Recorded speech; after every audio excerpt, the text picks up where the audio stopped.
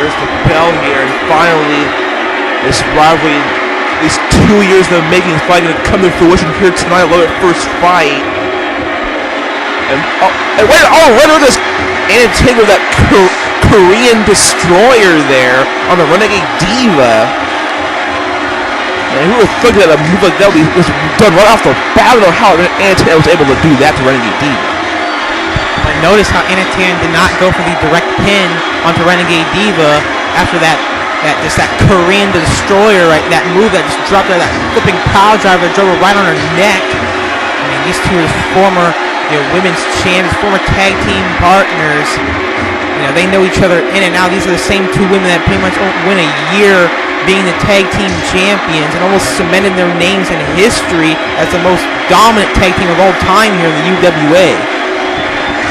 And don't forget, folks, I mean, these two first started the rivalry before they were even tag team partners, in January of 2008,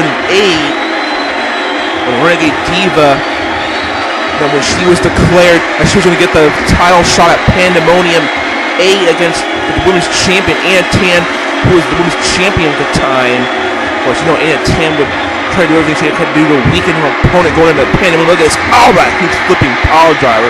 Not only did she use deception, interference, and look at this, that huge rope flip taking down Renegade Diva there. I haven't seen this type of offset. I haven't seen this type of offense or this type of moveset from Anna since 2 years ago. Of course, the last time these two women have fought 1-1 was at Pandemonium 8 for the Women's Championship. Now these two know each other so well. Not only have they fought each other, they've been tag team for 2+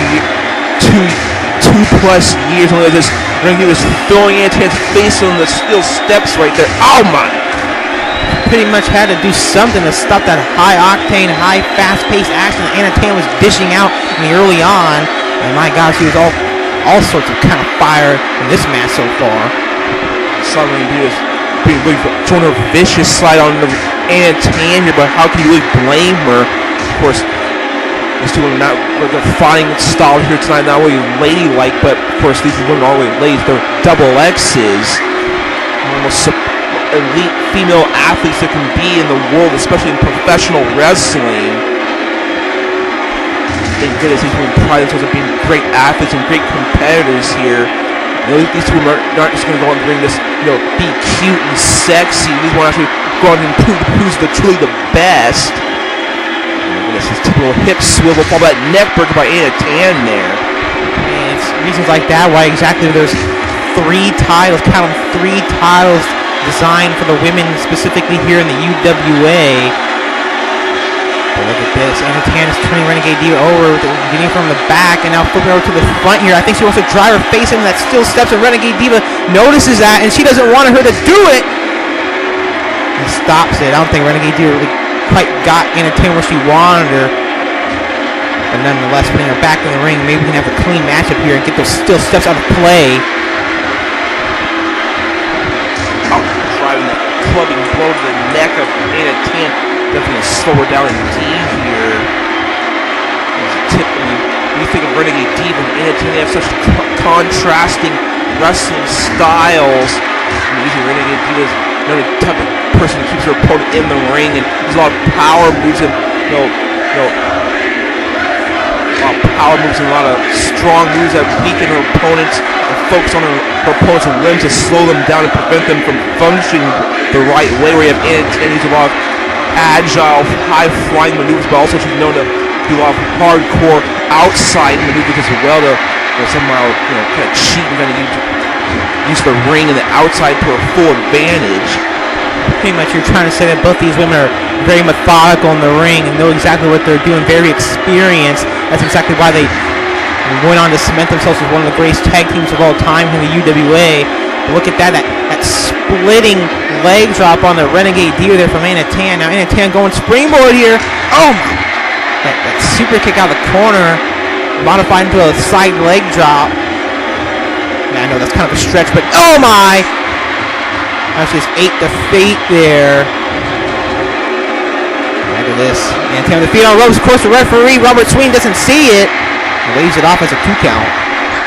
This is the exact same mentality from Athena which led to the demise of the world's hottest tag team, as you have Athena putting her feet on the ropes to cheat to win. Of course, Renegade Diva, surprisingly at the time, was actually appalled by that display. I mean, some people would say Colonel Blade's been right about Renegade Diva all this time. I mean, people have said that Renegade Diva, she fell with a bad cloud of Athena. She was exposed and influenced by Athena's bad side. Because remember, folks, prior to Athena and Renegade Diva's tag team, Renegade Diva was such a renowned, revered babyface persona here in the UWA until she formed an alliance with Athena and became such that hardcore heel that people just love to hate. And look at this. Only a 2 count there. But Quinton was, of course, the only person who can truly sense Renegade Diva's true personality.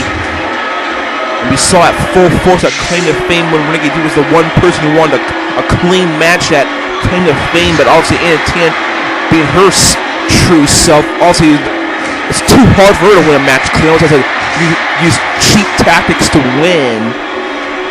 Renegade Diva exposing the top of that Spanish announce table, taking off that protective cover, and exposing this. Oh my! It's exposing that table and it's taking her down that future shock DDT. Now just dragging her lifeless carcass to the Spanish announce table. He definitely has evil intentions on her mind. Because this is that huge pump handle 7 turned into a gut buster. That's the power displayed by Renegade Diva in full force there. Turning Renegade Diva, or turning Athena inside out, probably leading to bruised or crushed ribs after that one, folks. It's an Irish whipping. Oh my goodness! That huge Boss Man choke slam from Renegade Diva. Finally, I got to say that. I got to mark out that move because Rock Jock always just happens to have the mic when that move happens. Not my fault, but look at this.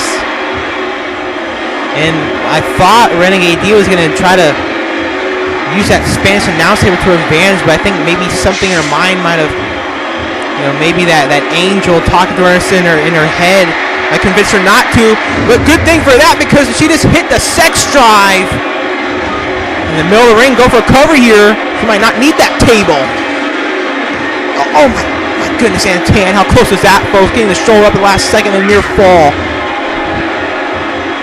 You don't really see Renegade Diva hit the sex drive that often, which she does. It usually leads to a 3 count, but tonight, as Athena was somehow managed to overcome that sex drive and still continue this matchup here. Not only that, Roger, did you just see that Athena right after she just kicked out that sex drive, Renegade Diva went for that, that Boston Crab and almost instantly countered it. Man, that was amazing. Just knowing that instant counter for the Boston Crab. And look at this, that backbreaker, neckbreaker combination. No, Athena did not steal that move from The Miz. And look at this. Oh, that huge kick, that sunset kick. But followed by the Shrew-9 in the corner there. And Athena's own signature. Can possibly mean one thing. Here turns it, Renegade Diva around. It's going to be a Soul Street card. Turns her up and look at this. Oh, hits her with that stunner there. And Athena's patented maneuver. This is the same to win the Women's Championship for the first time for a woman. Renegade Diva somehow managing to kick out the Soul Street Cutter there. Yeah, these two women just battling back and forth.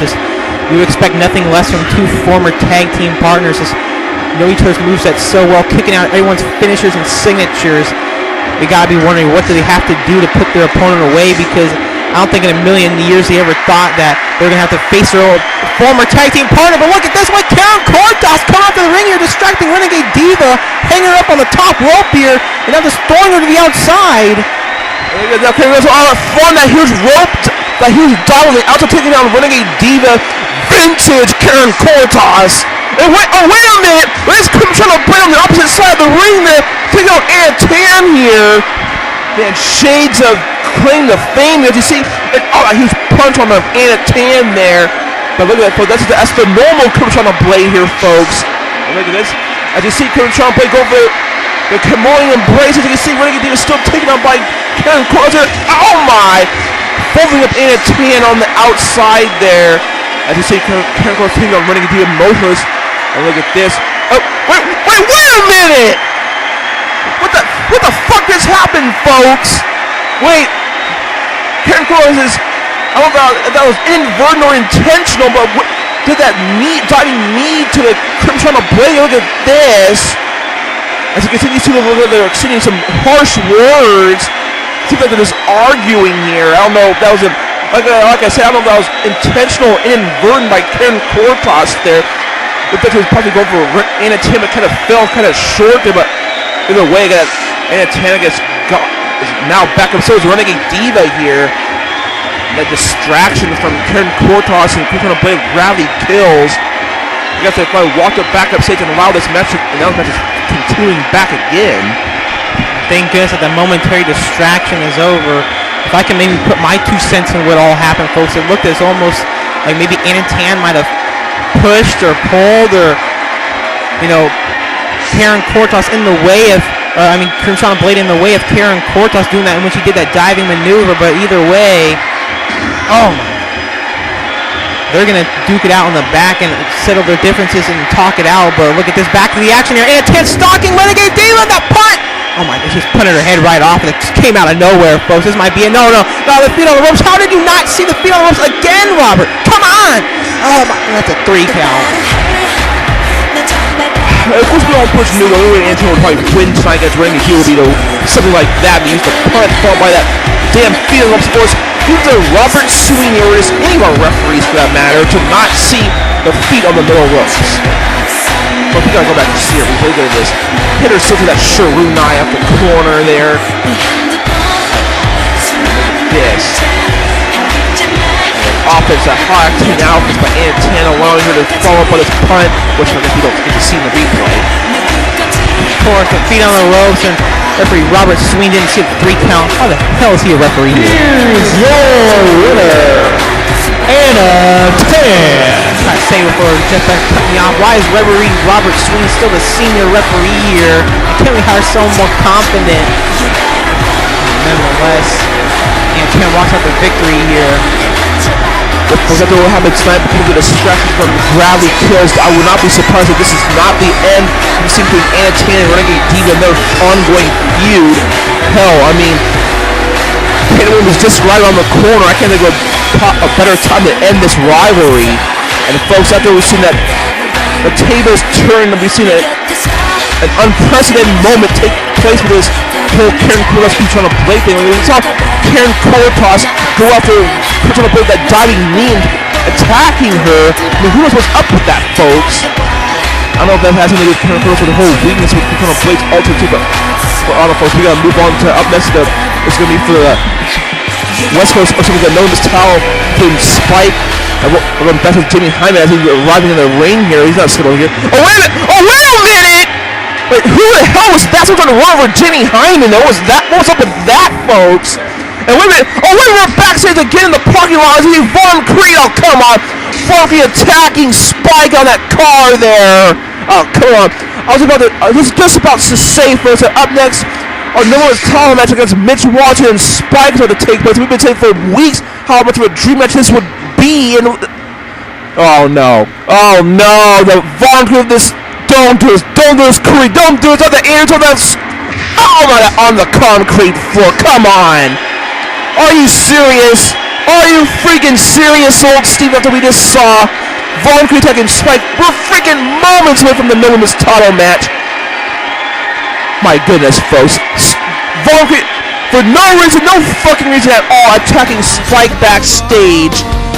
But folks, seriously, up next, scheduled up next is the no limits title between Mitch Washington defending against Spike Spiegel. But after we just saw, will Spike be able to compete for the no limits title here tonight?